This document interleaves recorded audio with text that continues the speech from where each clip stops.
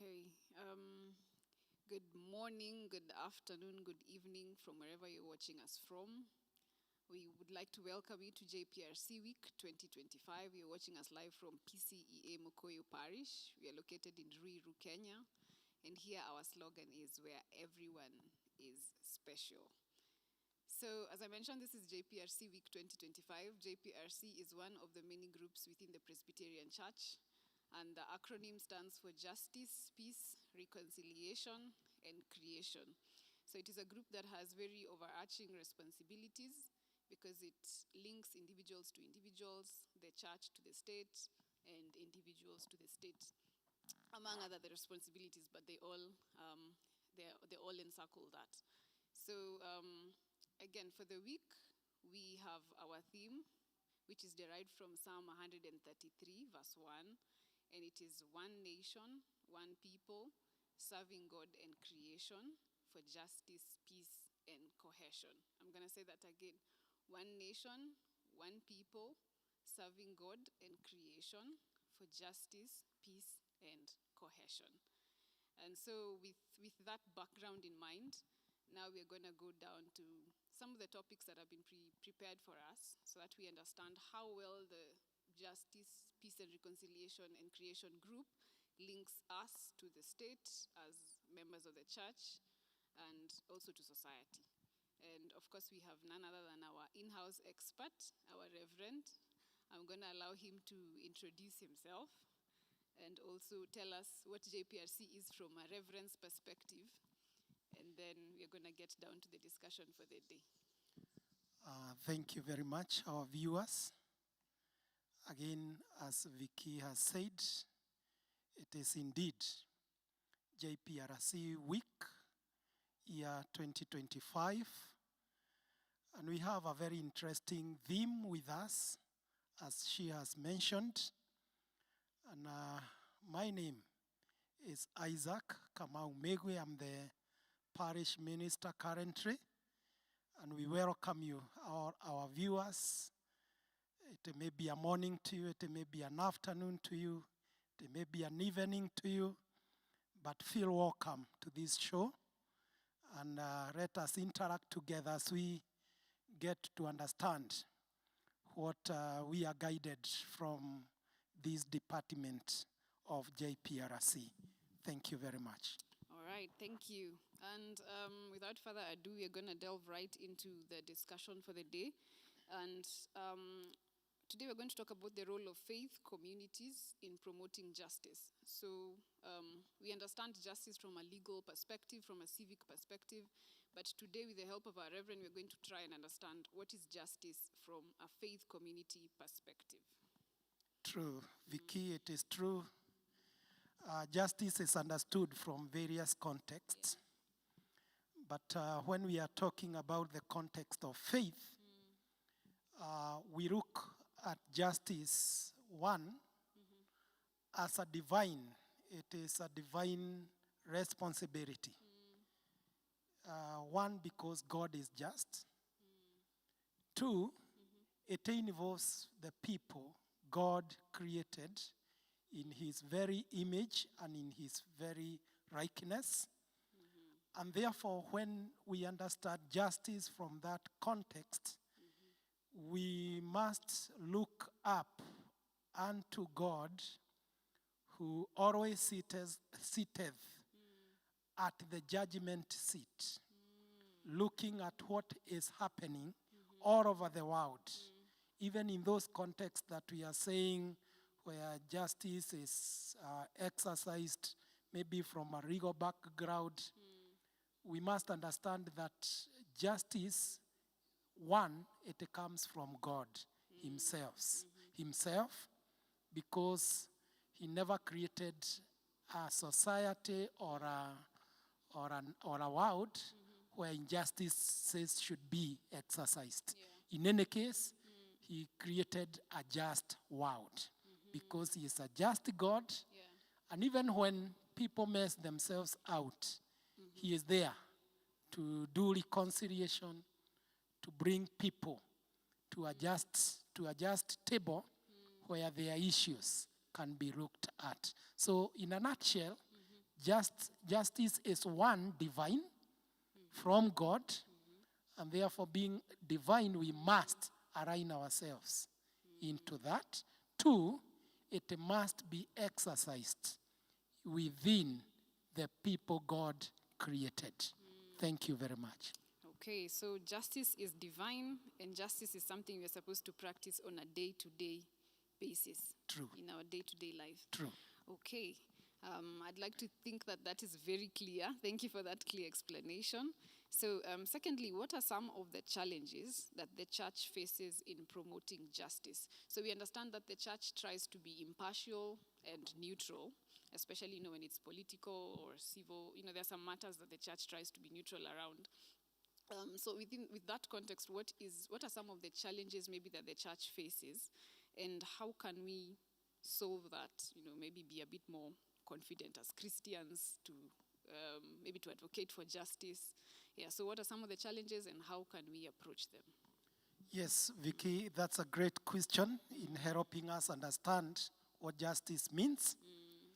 One of the challenges that the church faces in this context is one to understand that it exists within an environment where there are other rules that governs the society.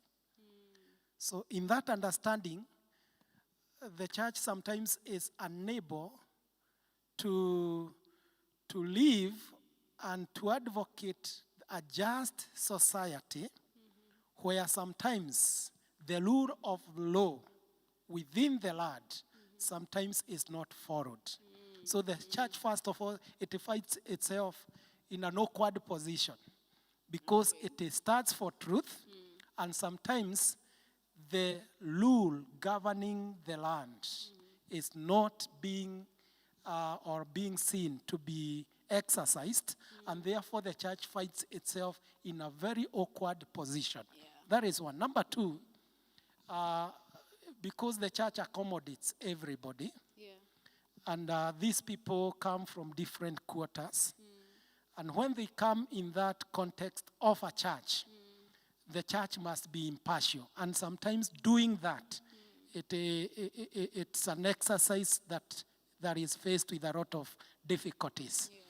Again, these people have different orientation. You understand that we do receive our gates are always open to anyone. And it doesn't matter where you come from. And when you come to the church is required to treat you fairly and also well, regardless of where you come from. And therefore that also can put the church in a quagmire, because this person might be somebody who has done things contrary to the law of the land, and sometimes we want to start with that person, and we find ourselves in such a situation. That may be because you asked some, there are quite many. Another challenge that we face is on capacity. On capacity, whereby you find now maybe the leadership don't have the capacity on legal issues, and therefore we have to source legal expertise from outside, and therefore bringing in legal people who can help our members and also the society to live in that just way. Sometimes it is difficult because sometimes people come getting to know who they are, what they have done, what they are good at. It's sometimes very difficult. And therefore, that's why we thank God for this department, JPRC, because it has come in handy, because it will bring a pool of people who can help the church in overcoming some of these challenges. And so far so good, because JPRC is now, as a matter of mitigating the challenges that we have faced, it is doing some mediational courses. It is helping people understand this, where we can do alternative dispute resolutions through mediation conflict resolutions. We also know we can have some legal clinics where we can invite legal experts to help the members in these matters. And also training people on paralegal issues. You don't need to go to a school or to have, you only need to be excited on what you need to do when such a thing that requires a legal mind comes and you are trained. And the JPRC is doing quite a good work in that line. Yeah, I hope the audience or viewers back home are clapping for us. We are trying to bridge that gap. Hope so. Let's hope so. Remember at the beginning we said JPRC connects individuals to individuals, individuals to the state. So individuals to individuals is some of these things we require, like legal services, mediation services. So of course, like for us, we are offering classes, and of course, legal aid whenever you require some, especially as a member of the church. And on something else you mentioned, it's easy for us as members to decide to judge and say, why so and so welcome to this church, but we forget that someone can actually not be chased away from the church. It is not something that actually it can never happen. No one should come to the church and be chased away. Yes. Because of maybe what he or she has done. We accommodate all because we advocating God's justice. And nobody can go to God and be chased away. Yeah. Okay. I think at least we've understood some of the challenges the church is facing and how we can be more accommodative as Christians and also empower ourselves with knowledge, information, as much as possible. Because I think it's important, even as we judge, as we make decisions or even pray from a point of spiritual manifestation and everything, it's important to do all these things from a point of information. True. It is essential. So finally, as Presbyterians, how does a Presbyterian church educate members on issues to do with social justice? So before we even delve into that segment, in advocacy we talk about socio-economic rights and civil political rights. And currently, I think what most people are vocal about are civil political rights. This is what the Constitution says, we the people shall, the people may. We are very keen on some of those terms, and we are very knowledgeable on our civil political issues. But when it comes to social justice, there are some things that happen, and at the end of the day, somebody who was a breadwinner cannot be able to do what they were supposed to do because some of their rights have been taken away from them.